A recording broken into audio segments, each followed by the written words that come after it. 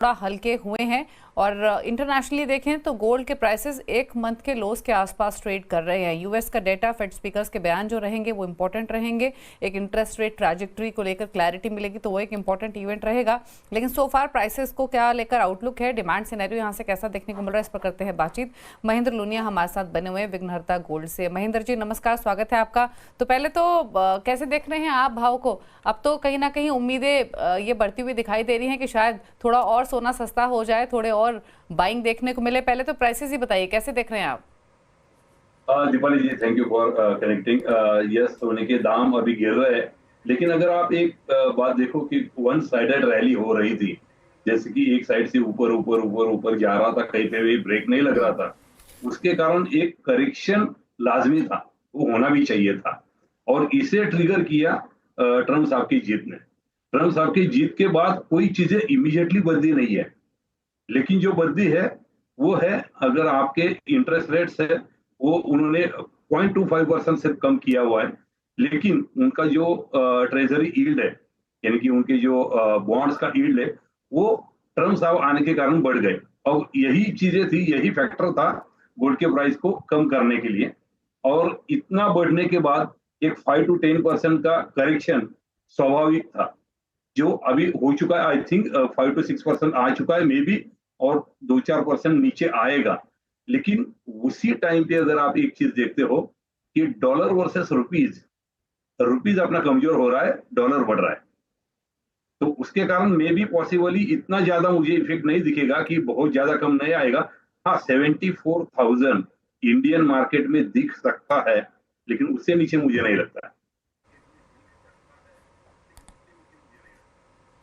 Okay, अच्छा एक चीज़ और बताइए अब, क्योंकि अगर हम डिमांड पर्सपेक्टिव से देखें तो फेस्टिवल सीजन के बाद अब आगे वेडिंग सीजन इम्पोर्टेंट रहेगा। प्राइसेस हायर साइड पर थे, तब भी रेस्ट्रिक्टिव बाइंग हो रही थी, लेकिन हो रही थी। अब किस तरीके के बाइंग इंडिकेशंस इनिशियली देखने को मिले हैं? जैसे प्राइसेस थोड़ा हल्का हुए हैं, बुकिंग्स किस तरीके की दिखाई दे रही हैं फिलहाल? तो डिमांड पर्सपेक्टिव से कुछ चेंजेस हुए हैं क्या? जी हाँ, डिमांड बढ़ रही है लोगों की। जो लोग रुके हुए थे इतने ऊपर के रेट पे, परचेस करें ना करें।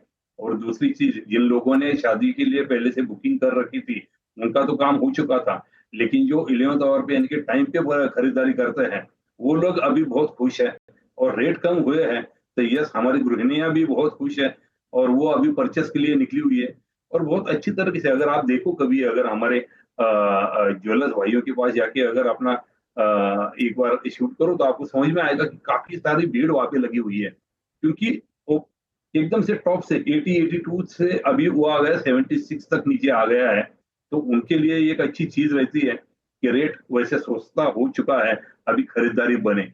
तो ये मुझे लगता है कि ये दौर अभी इस हफ्ते और भी चलेगा, क्योंकि तकरीबन 45 लाख शादी होनी है, जिसमें से काफी सारा परचेस हो चुका है, लेकिन अभी फिर भी कुछ बाकी है, तो वो अभी खरीदारी चल रही है। और खरीदारी लौटी है, दुकानों में रौनक लौटी है, अच्छा लग रहा है। हम्म।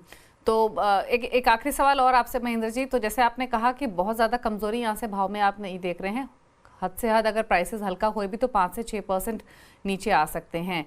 तो दो चीज़ें क्विकली यहाँ पर आपसे पूछना चाहेंगे। एक तो ये जो आपने प्रीवियसली भी राय व्यू दिया है कि 1 लाख तक के भी भाव देखने को मिलेंगे सोने में, तो आप उस पर अभी भी स्टिक करते हैं क्या? कब तक आप ये देख रहे हैं? और दूसरा, नई इन्वेस्टमेंट्स करनी हो, बाइंग करनी हो, तो उसके हिसाब से अब धीरे धीरे शुरू करना चाहिए? हाँ दीपाली जी, यहाँ पर से एक्चुअली इन्वेस्टमेंट शुरू करना चाहिए, लोगों ने बुकिंग करना चाहिए, खरीदारी करनी चाहिए। सोने के भाव 1 लाख क्रॉस हो गए, बहुत जल्द हो गए। एंड ऑफ दिसंबर 2025 आपको 1 लाख के ऊपर दिखेंगे। लेकिन उसके लिए जो मोमेंट चाहिए था वो आ चुका है। दीपाली जी, कहीं पर भी कोई भी जिले जियोपॉलिटिकल टेंशन खत्म नहीं हुआ है। अगर आप ट्रम्प जी के आने के बाद अगर आपको ऐसा लगता है कि एक दिन में जादू हो जाएगी और पूरा की पूरा चेंज होगा, ऐसा कोई सिनेरियो चेंज नहीं होना है। तो वो चीजें वही बरकरार है। दूसरी चीज, गोल्ड में डिमांड बरकरार है।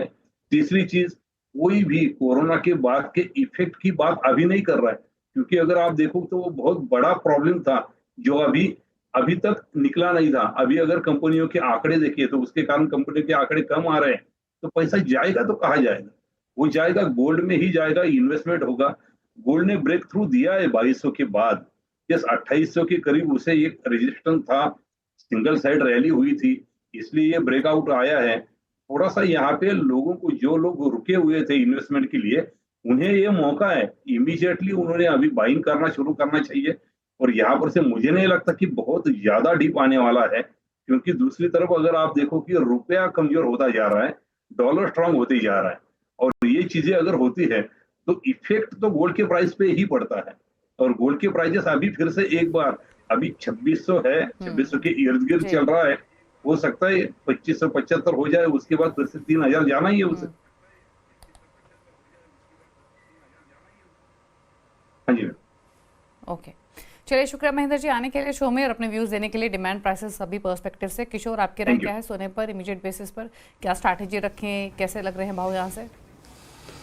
सिर्फ बेसिकली इलेक्शन के बाद जो डॉलर में रैली आया था उसके वजह से आपको गोल्ड में करेक्शन देखने को मिला। और दूसरा जो है कि जो ट्रम्प का जो पॉलिसी से जनरली इन्फ्लेशनरी होते हैं, बिकॉज ऑफ दैट अगर इन्फ्लेशन नंबर्स अगर सॉफ्टन नहीं होगा, आगे जाकर इन्फ्लेशन थ्रेट बने रहेगा, उसके वजह से जो रेट कट का जो सिलसिला है वो शायद स्लो डाउन हो सकता है। कि ये दोनों फैक्टर्स को डिस्काउंट करते हुए गोल्ड में करेक्शन देखने के लिए मिला है। मुझे लगता है कि यहाँ पे थोड़ा बहुत फर्दर डाउनसाइड है एंड मार्केट तभी स्टेबलाइज होएगा जब ये अगले इन्फ्लेशन नंबर्स आएंगे। अगर इन्फ्लेशन फर्दर सॉफ्टन हो जाता है तो प्रॉब्ली गोल्ड में वापस तेज़ी का माहौल बन सकता है। सो फिलहाल के लिए इसमें दोनों गोल्ड एंड सिल्वर में मंदी का माहौल बने रहेगा।